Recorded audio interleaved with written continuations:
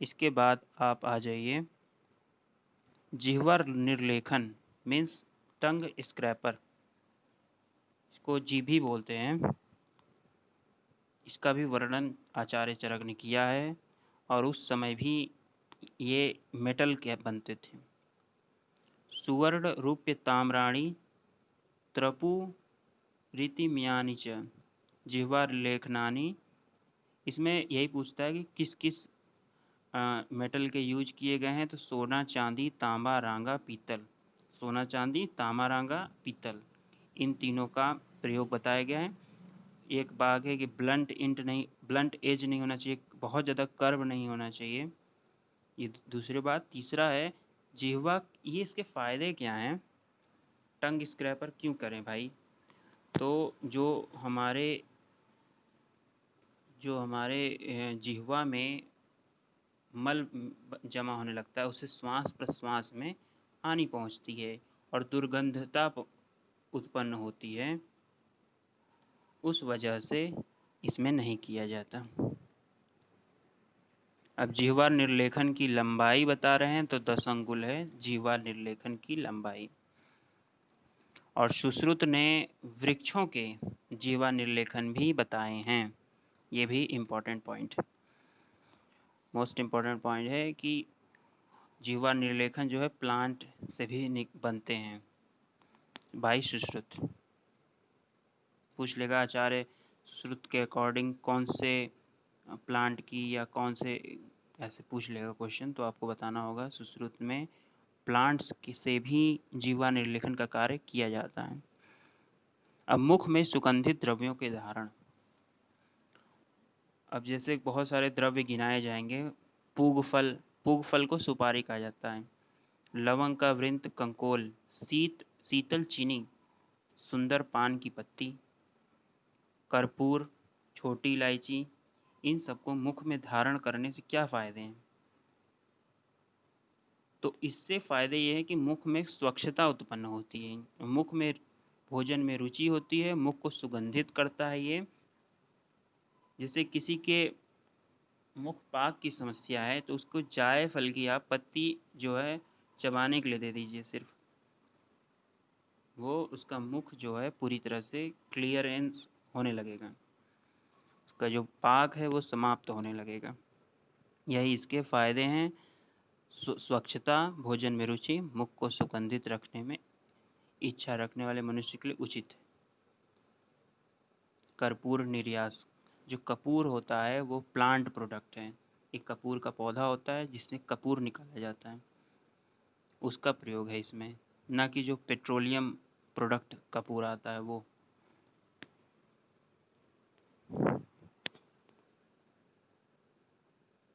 इसके बाद आगे बढ़िए, स्नेह गंडूस से लाभ बताया जा रहा है। तो गंडूस यहाँ पे लिखा हुआ होगा कि गंडूस क्या है।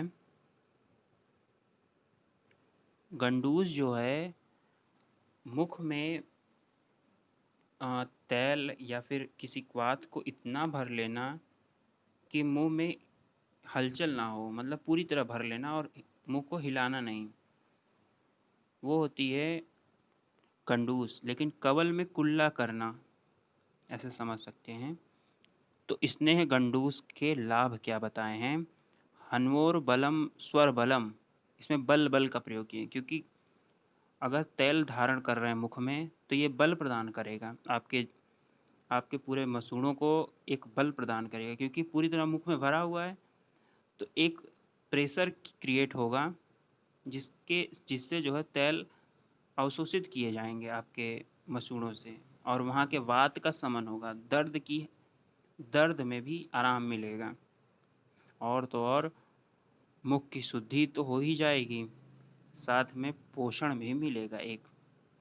तो तेल का गंडूस धारण करने से हनु और स्वर में बल की उत्पन्न होती है, मतलब आपकी जबड़े में स्ट्रेंथ आ जाएगा।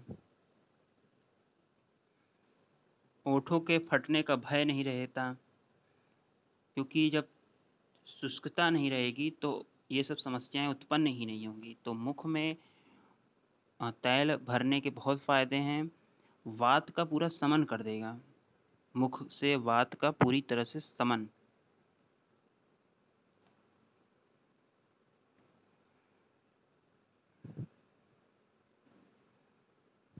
दांतों को दृढ़ बनाता है। दांत इतने दृढ़ हो जाते हैं अत्यधिक कठोर द्रव्यों का भक्षण करने पर भी उन्हें विकृति नहीं होती। जैसे ऐड में दिखाता है, अखरोट को फोड़ देते हैं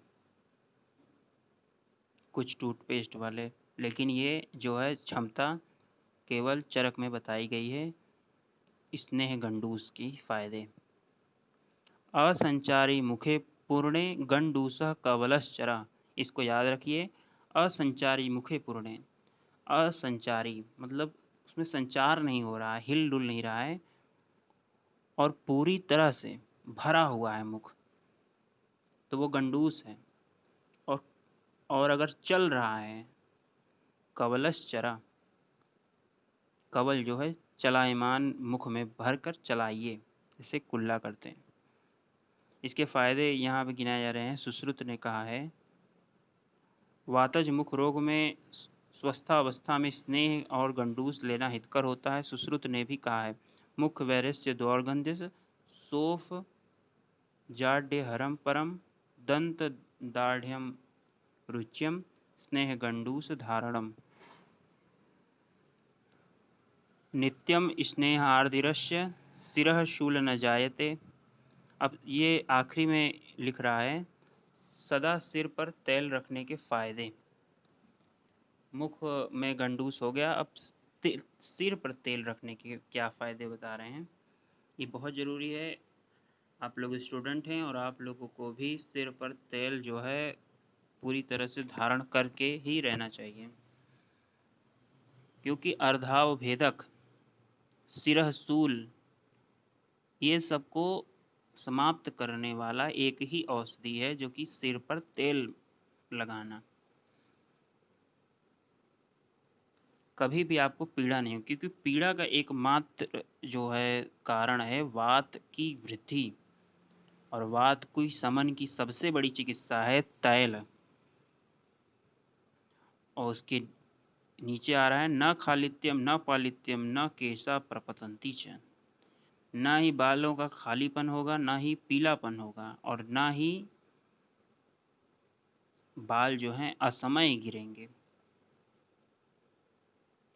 तो आप लोग भी लगाना शुरू कर दीजिए, सिर पर सदैव तेल लगाइए। बलम सिरः कपालानाम विशेषेण अभिवर्धते, दृढ़मूलाश्च दीर्घाश्च कृष्णाकेशा भवन्ति च, इंद्रियाणि प्रसीदन्ति सुत्वा भगवती चान्नम निद्रालभम। मतलब निद्रा भी अच्छी आती है, रात में तेल सर पर लगा कर सो जाइए, आपको निद्रा बहुत अच्छी आएगी।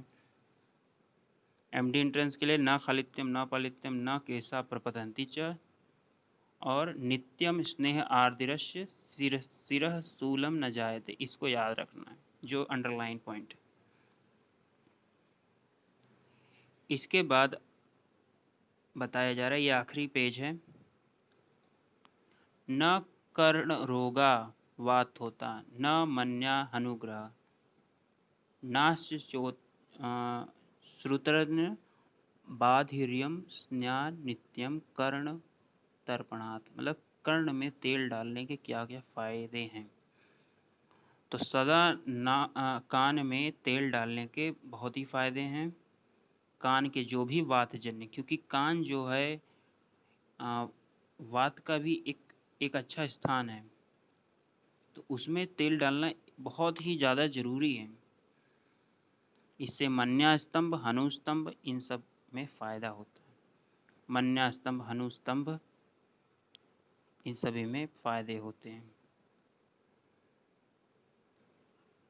और इसके बाद है, शरीर में तैल मर्दन की प्रशंसा की गई है।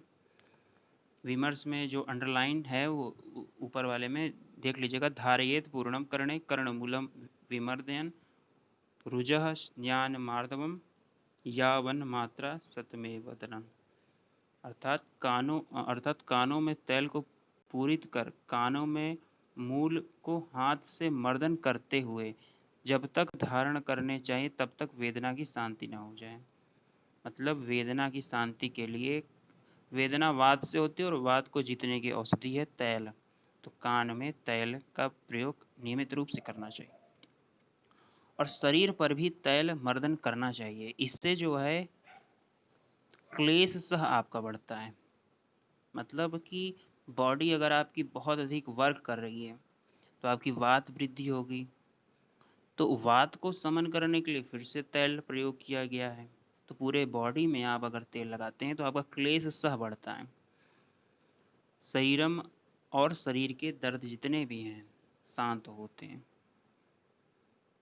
त्वचा दृढ़ होती है, सुंदर हो जाती है, शरीर में वात जन्य रोग नहीं होता।